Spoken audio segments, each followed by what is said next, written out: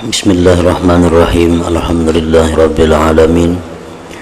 Wassalatu wassalam ala asyrafil anbiya wal mursalin sayyidina wa maulana Muhammadin wa ala alihi wa sahbihi ajma'in. Qala al-musannif al-imam Abu Hamid Muhammad bin Muhammad al-Ghazali rahimahullah wa nafa'ana bi'ulumihi. Walidzalika qala alaihi salam man qala la ilaha illallah mukhlisan dakhalal jannah. Wa ma'nal ikhlas ay yukhlisa qalbahu lillah fala yabqa fihi syirkun li ghairillah fayakunullah mahbuba qalbih wa ma'buda qalbih wa maqsuda qalbih faqat. Wa man hadza haluhu fad dunya sijnuhu li'annaha mani'atun lahu min musyahadati mahbubih wa mautuhu khalasun minas sijni wa qudumun 'alal mahbub. Fama halu man laysa lahu illa mahbubun wahid wa qad tala ilaihi syauquhu wa tamada anhu habsuhu fakhala minas sijni wa mukkina minal mahbub wa ruwiha bil amni abadal abad ila akhir.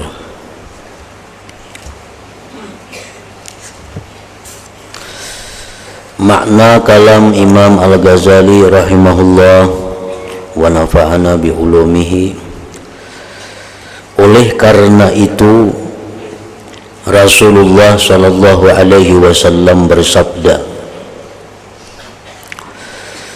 man qala la ilaha illallah mukhlisa dakhalal jannah.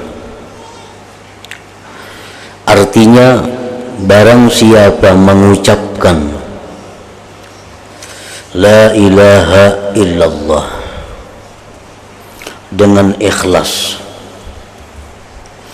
niscaya ia masuk surga.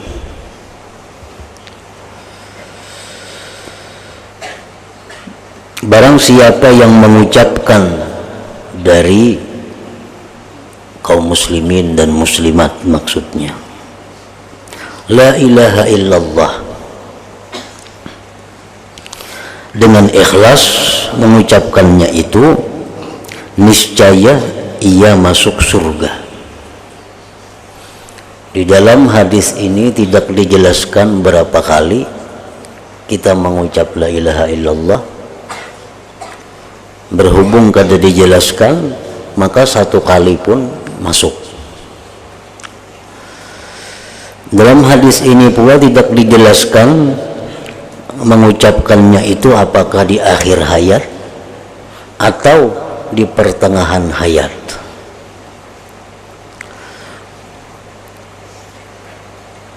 Nah, kalau di akhir hayat itu sudah pasti, man kana akhiru kalamihi la ilaha illallah dakhalal jannah. Sedangkan di sini kada disebutkan apakah itu akhir hayat ataukah dia masih sihat, masih sigar bugar. Asalkan dia mengucapkannya ikhlas, maka itu sudah bisa membawanya masuk ke dalam surga.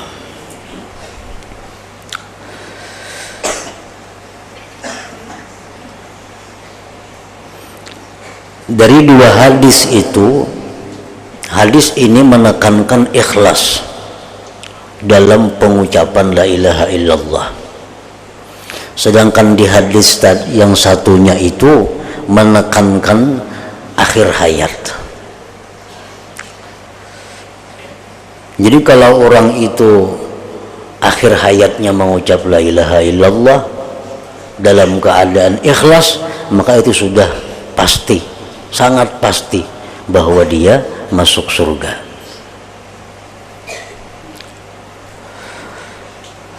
Apabila la ilaha illallah ini diucapkan ikhlas, tetapi kada di akhir hayat, sama aja juga masuk surga juga.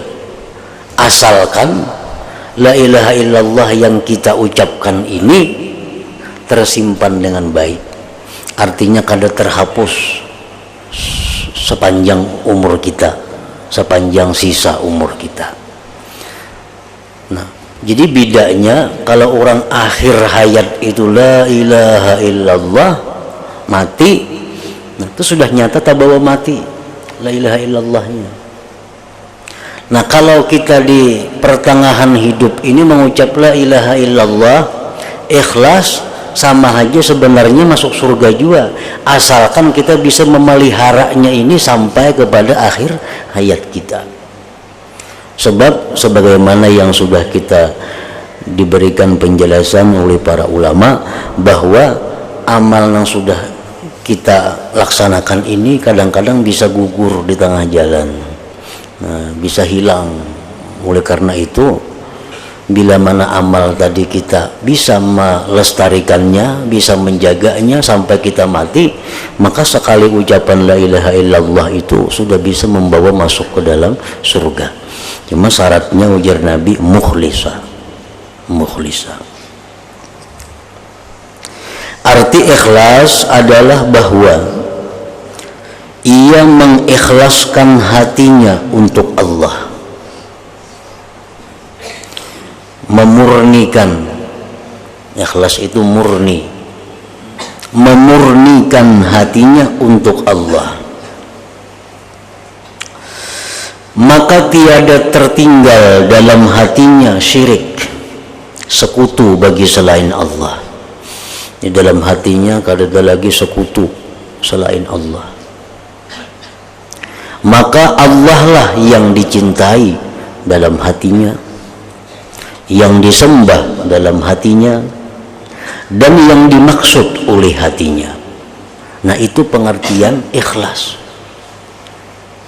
Apabila sudah tidak ada lagi yang dicintai di dalam hati ini selain Allah, kada ada yang disembah selain Allah, kada ada yang dituju selain Allah, timbullah ucapan la ilaha illallah. Nah, maka itu membawa ke dalam surga, dakhalal jannah.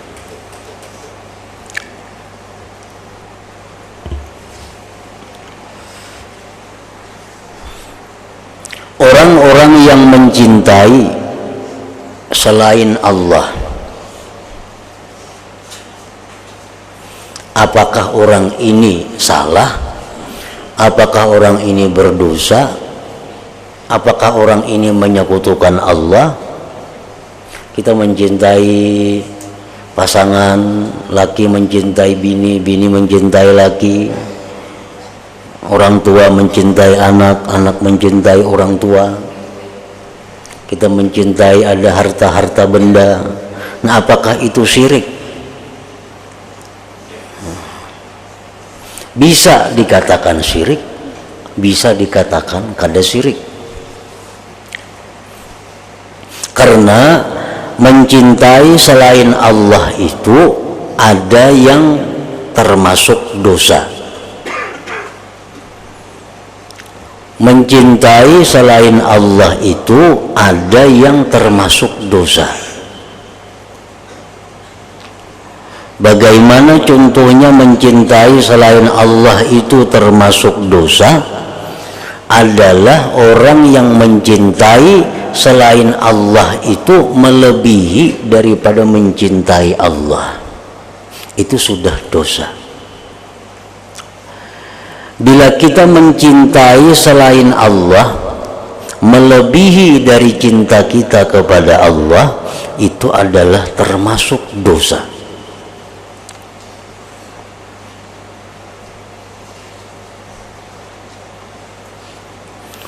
Allah Subhanahu wa ta'ala berfirman, Qul in kana aba'ukum wa abna'ukum wa ikhwanukum wa azwajukum wa ashiratukum wa amwalun iktaraftumuha wa tijaratun takhshawna kasadaha wa masakinu tardawnaha ahabba ilaikum minallah wa rasulih wa jihadin fisabilih fatarabbasu hatta ya'tiyallah bi amrih wallahu la yahdil qaumal fasiqin.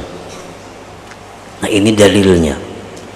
Katakanlah wahai Rasul kepada umat, jika adalah orang tua kalian, anak-anak kalian, saudara-saudara kalian, pasangan-pasangan kalian, keluarga kalian, harta benda kalian, perdagangan kalian, tempat tinggal kalian lebih dicintai daripada Allah dan Rasul dan jihad di jalannya, maka tunggulah sehingga Allah mendatangkan dengan azabnya. Nah ini, kalau kita mencintai selain Allah melebihi daripada mencintai Allah, ujar Allah, tunggu karena ada azabku, karena ada azabku.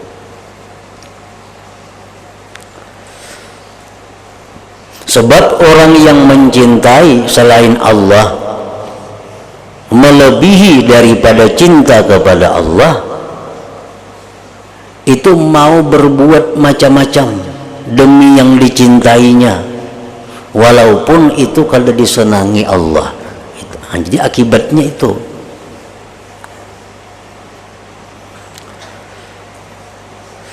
Nah, jadi mencintai selain Allah itu bisa dimasukkan golongan dosa kalau kita mencintai Allah melebihi daripada cinta kita kepada Allah.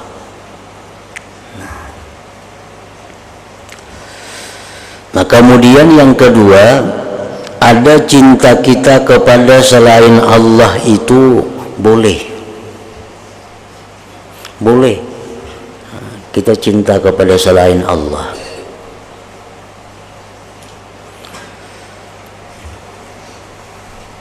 Allah berfirman dalam Al-Quran, ya ayyuhalladzina amanu la tulhikum amwalukum wala auladukum an zikrillah.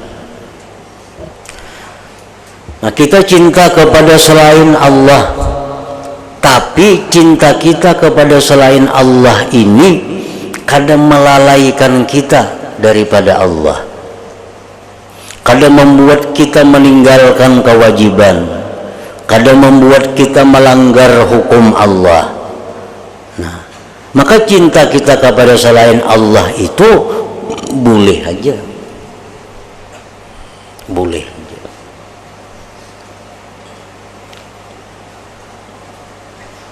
Kita mencintai anak, keluarga, harta, benda, cintai kawan, mencintai siapa, tapi kita kada pernah melanggar hukum Allah gara-gara mencintai itu. Kita kada pernah meninggalkan kewajiban gara-gara mencintai itu. Nah, ini boleh aja, boleh. Kita mencintai harta umpamanya, tapi kita kada pernah juga gara-gara cinta harta ini sawat kada tersembahyang sampai melanggar hukum Allah. Ada orang kesayangan di duit, nah kesayangan di duit, takutan berpisah lawan duit nih, makanya musim perampok, makanya musim maling, lalu diandaknya duitnya di tempat yang dilarang Allah. Nah, ini ngarannya apa? Mencintai duit lebih daripada mencintai Allah. Mencintai duit berani melanggar hukum Allah. Nah, ini jadi dosa ini. Kita mencintai duit, kasasayangan lawan duit ini kalau pindah hilang, dirampok orang, dicuntan orang, diandak duitnya di tempat yang dilarang oleh Allah, di tempat yang dimurkai Allah. Karena di situ dianggap aman. Nah, dianggap aman, kada bakal dirampok orang, kada bakal dicuri orang. Nah, ini orang ngarannya apa? Menyayangi duit biar bertentangan lawan Tuhan. Nah, ini salah nih tuh, salah. Tuhan tuh menyuruh aja sayang lawan duit, tapi jangan sampai gara-gara duit nih tuh sampai melanggar hukum Allah. Jangan sampai gara-gara duit itu kada melaksanakan perintah Allah. Dan itu kada boleh.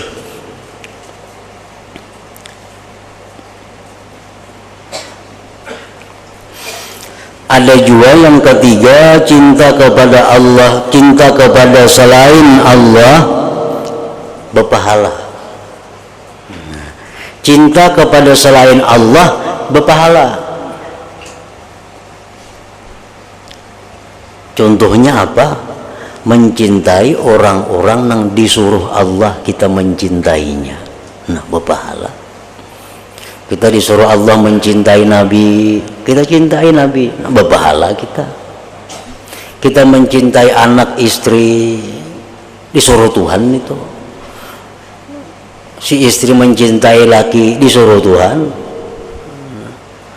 Nah, jadi kita cintai mereka itu karena ini suruhan Tuhan. Ini suruhan Tuhan, mencintai orang-orang ini. Kita cintai mereka, jadi berpahala. Mencintai selain Allah.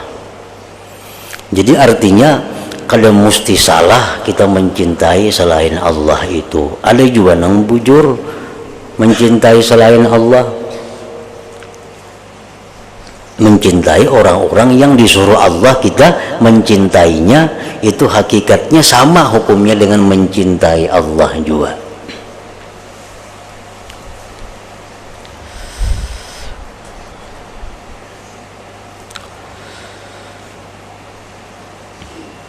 Nah, jadi pengertian orang yang ikhlas mengucapkan la ilaha illallah, di dalam hatinya itu kada ada cinta kecuali hanya kepada Allah. Kalaupun dia ada cinta kepada selain Allah, itu disuruh Allah juga. Itu mukhlis ngarannya. Kalau orang mengucap la ilaha illallah tapi inya mau mencintai selain Allah walaupun dengan melanggar hukum Allah, nah itu kada mukhlis, kada ikhlas ngarannya. Nya mencintai dunia lebih daripada mencintai Allah. Kalau bertutur la ilaha illallah itu kada ikhlas. Nyatanya apa? Dia mencintai dunia lebih dari mencintai Allah. Berarti ucapan la ilaha illallah itu adalah kada bujur. Sedangkan la ilaha illallah itu artinya tidak ada Tuhan yang disembah, tidak ada Tuhan yang dimaksud, tidak ada sesuatu yang dicinta selain Allah Subhanahu wa ta'ala. Nah, jadi kada bujur itu. Kalau kita masih mencintai sesuatu walaupun itu haram, kalau kita mencintai sesuatu walaupun itu makruh, tetap kita mencintainya. Nah, ini sudah kada bujur la ilaha illallahnya.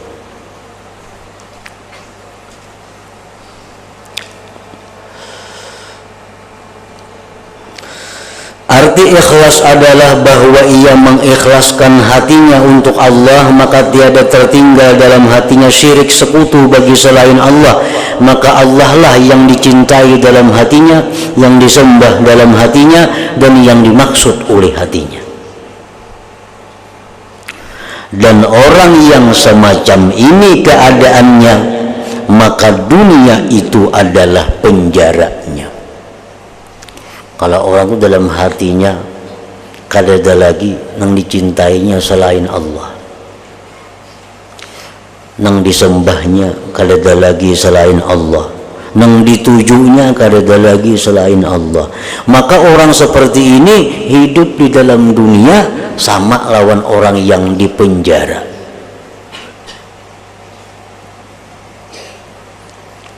Di mana samanya? Orang yang dalam penjara itu hidupnya kada kau bertamu dengan yang dicintainya. Orang yang dalam penjara hidupnya kada kau berkumpul lawan orang yang dicintainya. Terpisah anak, terpisah bini, terpisah kawan, terpisah harta benda. Nah, orang yang cinta kepada Allah itu dalam dunia ini sama lawan orang dalam penjara. Karena sesungguhnya dunia itu sebagai pencegah baginya untuk bermusyahadah kepada Tuhan yang dicintainya. Karena dalam dunia ini inya kada bisa bertemu Allah. Nah, sama orang dalam penjara kada bertemu lawan yang dikasihinya. Orang yang cinta kepada Allah hidup dalam dunia seperti penjara, karena kada kau bertamu dengan yang dicintainya Allah Subhanahu wa ta'ala.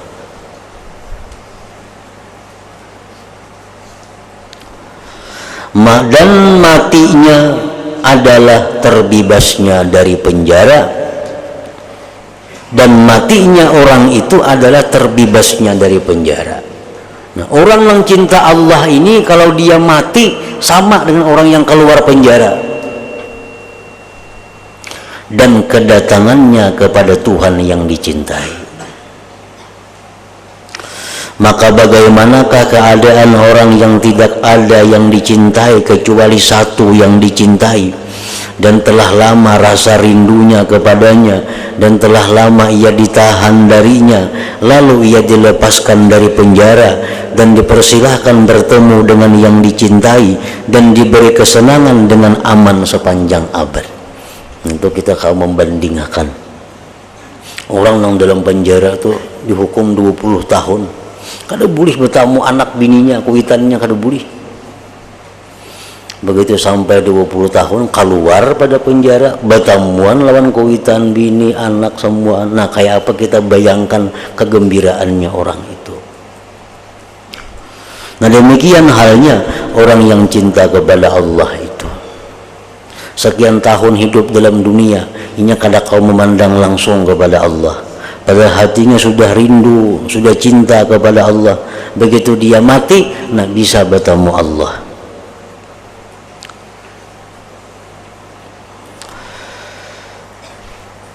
Maka salah satu sebab lemahnya cinta kepada Allah dalam hati adalah kuatnya cinta kepada dunia. Itu sudah bertentangan, antara Allah dan dunia itu bertentangan.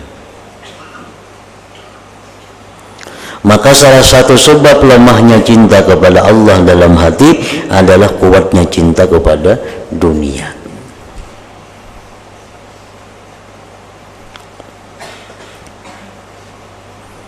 Orang yang cinta kepada dunia itu orang yang kadang memperdulikan Allah. Orang tuh kalau sudah mencintai sesuatu, ini kadang memperdulikan kiri kanan lagi, karena itu yang ditujunya.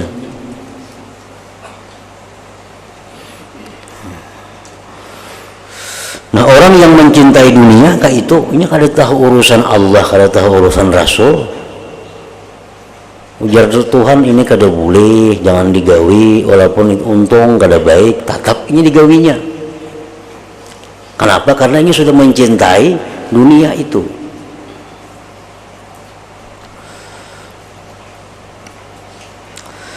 Termasuk di dalamnya dunia itu cinta kepada istri, harta, anak, keluarga, sawah, ladang, binatang ternak, kebun-kebunan, dan tempat-tempat hiburan.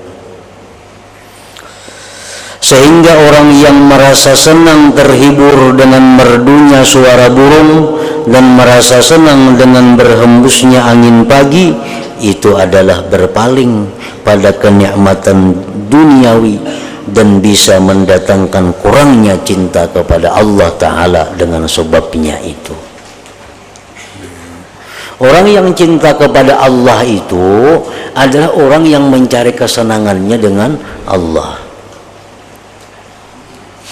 Itu menunjukkan cinta kita kepada Allah itu, bila hati kita senang dengan Allah, itu berarti kita cinta kepada Allah. Bila kita mencari kesenangan dengan selain Allah, berarti cinta kita kepada selain Allah.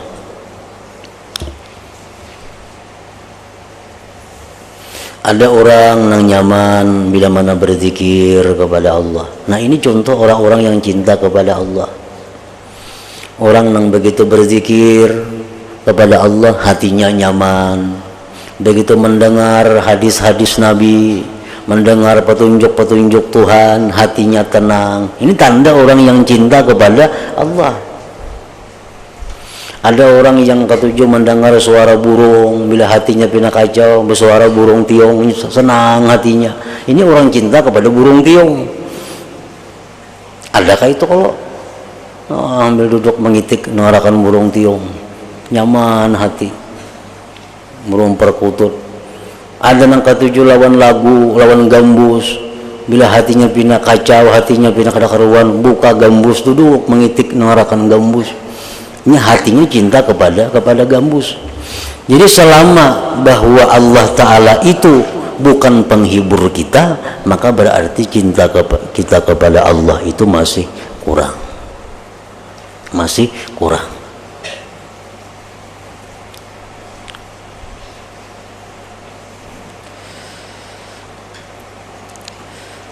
Orang nang garing, orang nang sedang sarik, orangnya sedang sarik, sedang marah. Lalu jarang kawan, bawa beingat lawan Allah, bawa beingat. Kada mau ampi sariknya, Allah kada dicintainya. Nang kawan diingati lawan nang, ayo bawa berzikir. Tuh orang yang cinta kepada Allah. Kalau orang tuh cinta kepada Allah, marah inya, jadi kita bawa beingat, ampi hamdanya marah. Amun orang yang pamarah ni cinta kepada suara burung tiung andak di awaknya, nah ampe itu sariknya. Amun nang marah ini orangnya katuju di duit, main nyarik andak di duit, ampe haminya sarik. Jadi kita kadang-kadang salah nih tuh, orang nang mau nyarik tuh, ibu berzikir, palingnya ampe berzikir, seribu kali berzikir, atau aja sarik. Kenapa? Karena Allah itu bukan penghiburinya. Allah bukan penenang hatinya. Nang kawa ampih marah dengan zikir, nang kawa hilang sakit dengan zikir, itu orang-orang yang terhibur dengan Allah. Nah, terhibur dengan zikir. Jadi dilihati juga orang yang sarik itu, lihat orangnya nih. Bina bermamai, lihat ipang sidinnya katuju napa? Belah katuju bina soto, buakan soto. Suruh soto, ampih sarik. Cari penenang hati sidin itu di mana? Bila orang ini orang ahli ibadah, orang ahli takwa, rahatan sidin marah, rahatan gelisah, itu kawa dibuai berzikir, kita berzikir, nah tenang hati.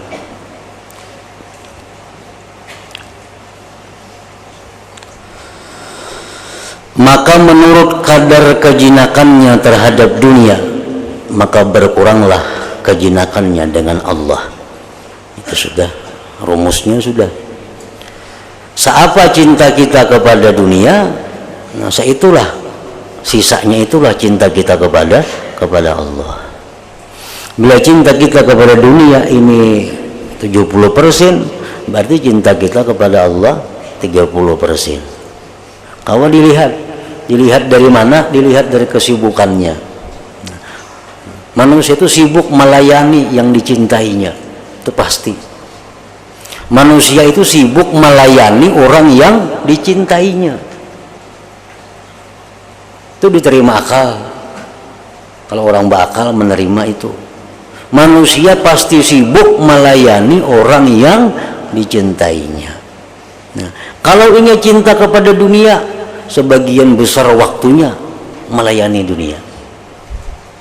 Ibarat siang itu 24 jam, lebih separuh ini urusan dunia aja. Kesibukannya, siangnya, malamnya, urusan dunia. Kada di pasar, di rumah menghitungi duit, mencatati hutang piutang segala macam. Karena apa? Karena inya cinta kepada itu. Oh, itu yang dilayaninya. Orang-orang yang cinta kepada ilmu, kebanyakan waktunya sibuk dengan ilmu, belajar, mutalaah, cari kitab ini, cari, habis waktu akhirnya urusan ilmu, karena dia mencintai ilmu. Nah, orang yang cinta kepada Allah, hari-harinya pun sibuk melayani Allah. Nah, kesibukannya berzikir, kesibukannya menuntut ilmu, kesibukannya membantu orang lain, kesibukannya melayani hamba Allah. Jadi kadang-kadang kita mengukur itu, apakah kita ini termasuk orang yang cinta kepada Allah atau cinta kepada selain Allah.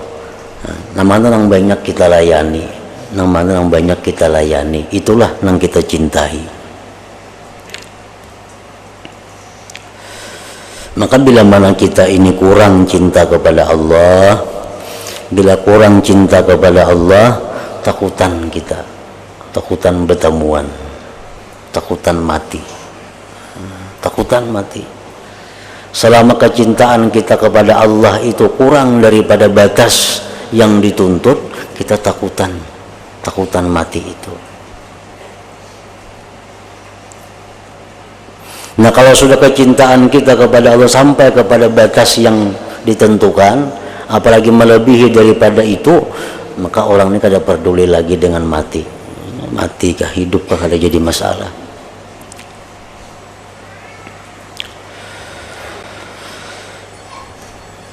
Tiada diberikan sesuatu di dunia kepada seseorang melainkan akan berkurang dengan sebab pemberian itu menurut kadar berkurangnya di akhirat dengan sendirinya.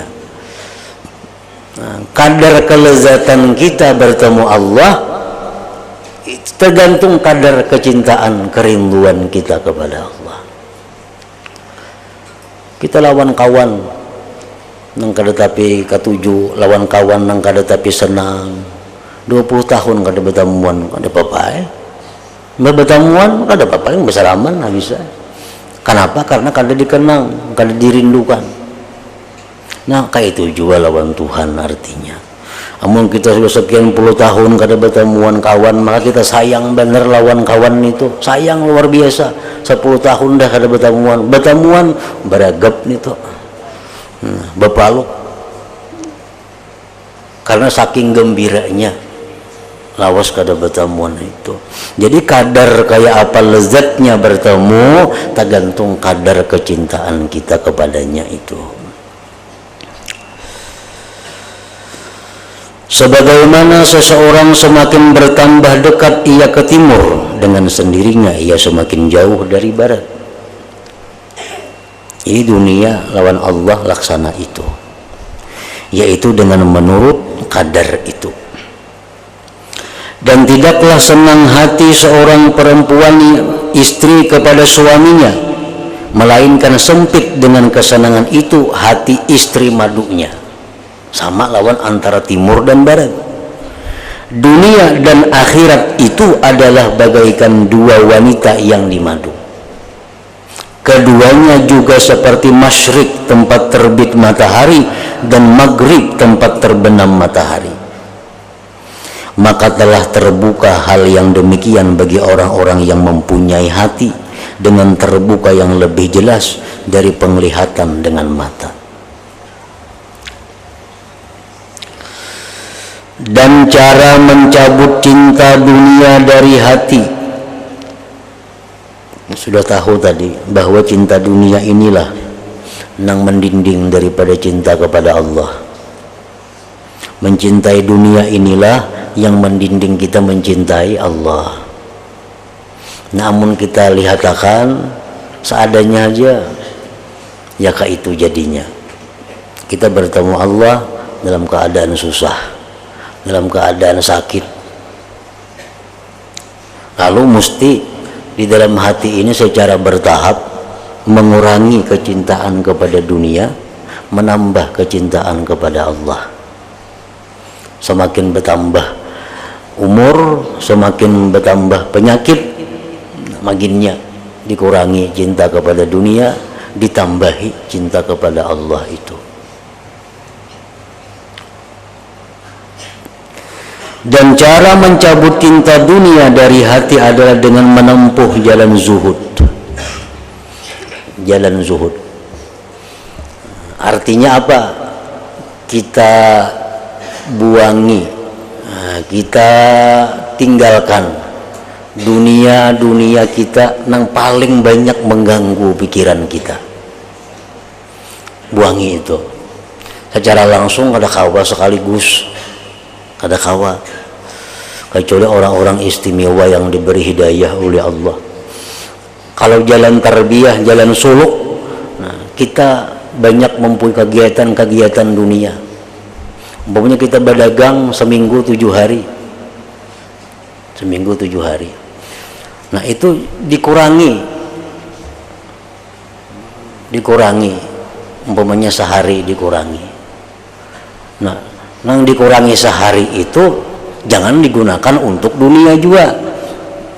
Yang dikurangi sehari itu diisi dengan zikir, dengan menuntut ilmu, dengan apa dengan kebaikan-kebaikan yang membawa kepada cinta kepada Allah. Kita 7 hari berusaha, 7 hari ini berusaha. Kalau orang hendak membaiki diri ini, aku 7 hari ini berusaha, seminggu 7 hari.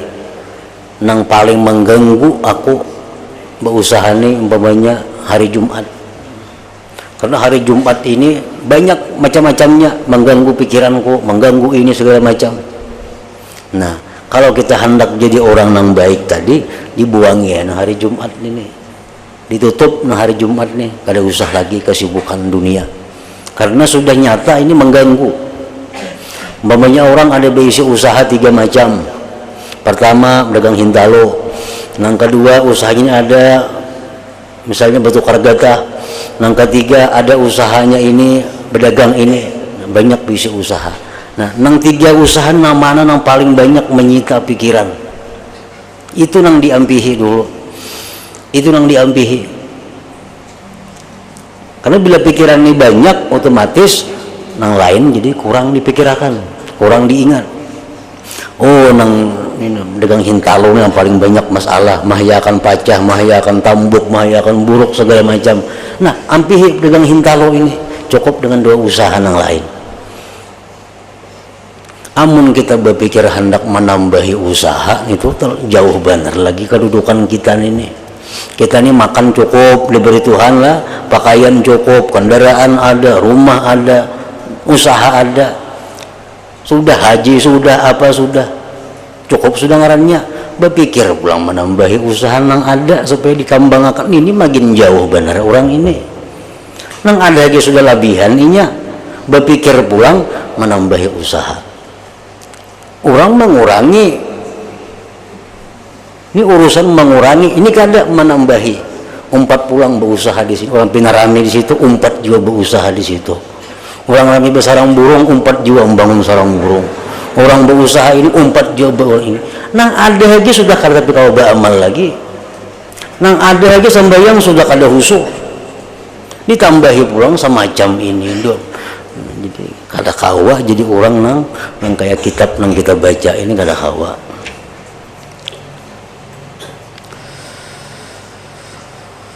Dan cara mencabut cinta dunia dari hati adalah dengan menempuh jalan zuhud dan selalu sabar dan mengekang dirinya pada keduanya itu dengan kekang takut dan harap. Maka apa yang telah kami terangkan terdahulu dari beberapa makam seperti tobat, sabar, zuhud, takut dan harap itu adalah sebagai pendahuluan. Jadi mesti tobat dahulu, karena tobat ini membuka cinta Allah. At-taib habibullah, orang yang tobat itu kekasih Allah. Kayak apapun kita hendak mendekati Allah, kuncinya tobat dahulu. Hendak berparak jadi orang dekat lawan Allah, tobat dahulu, mau kada mau. Karena dengan modal tobat itu Allah jadi sayang. Nah, sayang itu modal kita untuk bisa berparak. Amun masih kita maksiat, banyak digawi, kada kau berparak lawan Tuhan. Jadi itu pendahuluan, di mana dengan pendahuluan ini diusahakan akan salah satu dari 2 rukun mahabbah, yaitu mengusungkan hati dari selain Allah. Jadi untuk bisa mencintai Allah, 2 rukunnya. Pertama, puangi dahulu hati dari selain Allah, puangi dahulu. Nah, kayaknya hanyar nang kedua. Permulaannya adalah iman kepada Allah, hari akhirat, surga dan neraka, kemudian bercabang daripadanya takut dan harap, dan bercabang dari takut dan harap oleh tobat dan sabar atas keduanya. Kemudian yang demikian itu bisa menghantarkan kepada zuhud pada dunia, zuhud kepada harta, pangkat dan setiap bagian-bagian duniawi, sehingga hasil dari semuanya itu kesucian hati dari selain Allah saja, sehingga meluas sesudah itu bagi tempat ma'rifat kepada Allah dan cinta kepadanya. Maka kesemuanya itu adalah pendahuluan untuk mensucikan hati Dan itulah salah satu dari dua rukun mahabbah untuk yang demikian telah diisyaratkan oleh sabda Nabi sallallahu alaihi wasallam, at-tuhur satrul iman.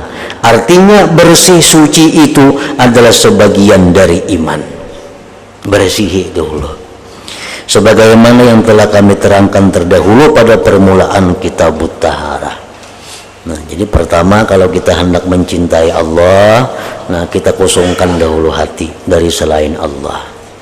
Nah, nyerkina nang kedua, rukun nang kedua. Sebab yang kedua agar kuatnya mahabbah, kuatnya ma'rifah kepada Allah Ta'ala, luasnya dan menguasainya atas hati. Al-Fatihah ila hadratin Nabi. Iyyaka na'budu wa iyyaka nasta'in ihdinas siratal mustaqim. يا أيها الرجل منه شفاعة صلوا عليه وسلموا تسليما. اللهم صل وسلم